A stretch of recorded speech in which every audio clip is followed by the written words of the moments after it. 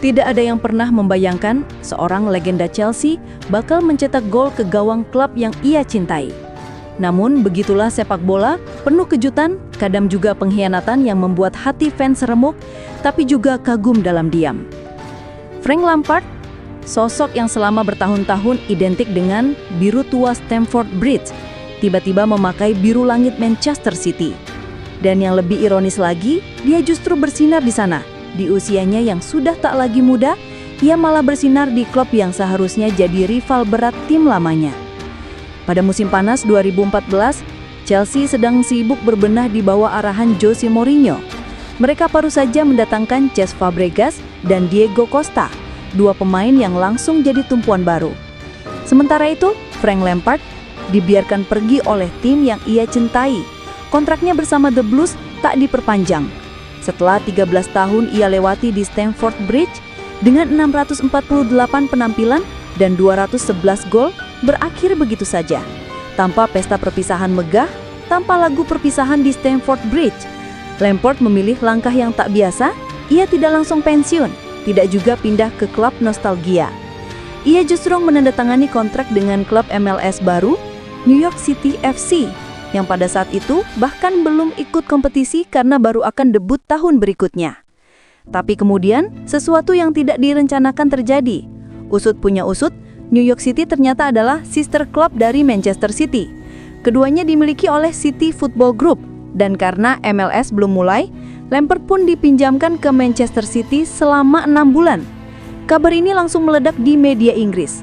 Fans Chelsea shock, dan banyak yang menganggap Lampard telah menodai loyalitasnya sendiri. Namun bagi Lampard, itu bukan tentang pengkhianatan. Ia hanya ingin tetap bermain, tetap kompetitif, dan membuktikan bahwa usia hanyalah angka. Dan disinilah kisah tak terduga itu mulai.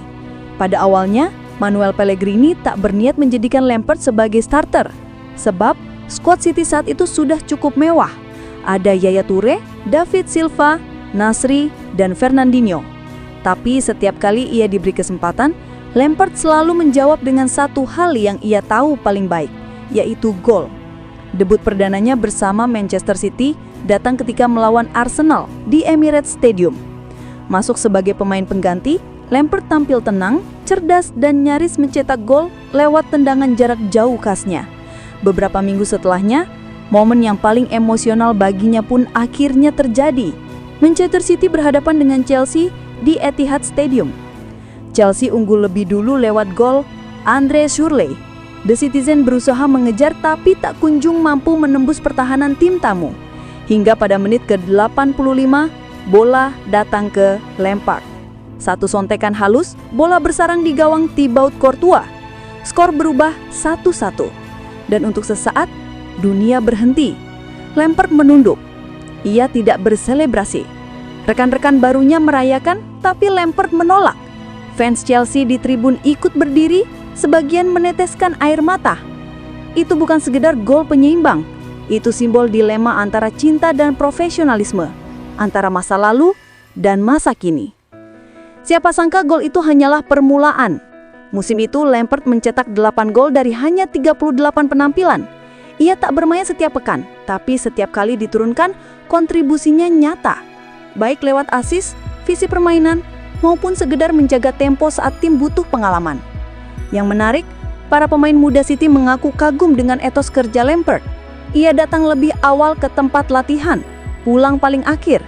Yaya Toure bahkan menyebut dia adalah contoh profesional sejati. Pemain yang bahkan di usia hampir 37 tahun masih lapar kemenangan. Dan memang benar, meski sudah tidak secepat dulu, Lampard masih punya insting tajam yang tidak bisa diajarkan. Gerak kecil di ruang sempit, kemampuan membaca arah bola, hingga ketepatan timing saat masuk ke kotak penalti, semuanya masih ada. City seperti mendapat paket kejutan dari masa lalu. Pemain yang dikira sudah habis masanya, ternyata masih bisa memberi dampak besar di Premier League. Lampard menyebut masa-masanya di City sebagai fase pembuktian diri. Ia sadar banyak yang menganggap keputusannya pindah ke City adalah bentuk pengkhianatan. Tapi di matanya, itu justru ujian apakah dirinya masih pantas disebut legenda sejati. Dan jawabannya jelas, iya. Karena legenda bukan tentang seragam yang kamu pakai, tapi tentang cara kamu memperlakukan permainan itu sendiri. Ketika musim 2014-2015 berakhir, Lampard akhirnya benar-benar berangkat ke New York City FC. Ia menutup karir Premier League dengan catatan luar biasa.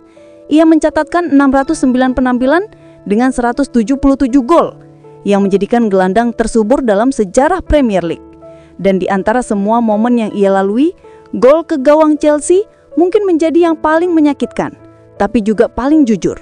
Sebuah gol yang menggambarkan esensi sejati sepak bola, tempat di mana cinta, logika, dan profesionalisme seringkali bertabrakan di tengah lapangan hijau. Pada akhirnya, Frank Lampard di Manchester City bukanlah kisah tentang pengkhianatan, bukan juga cerita tentang klub yang kehilangan arah, tapi ini adalah kisah tentang seorang legenda yang menolak menyerah pada waktu, tentang seseorang yang meski sudah dianggap selesai, masih bisa muncul tiba-tiba dan memberikan penampilan yang sempurna.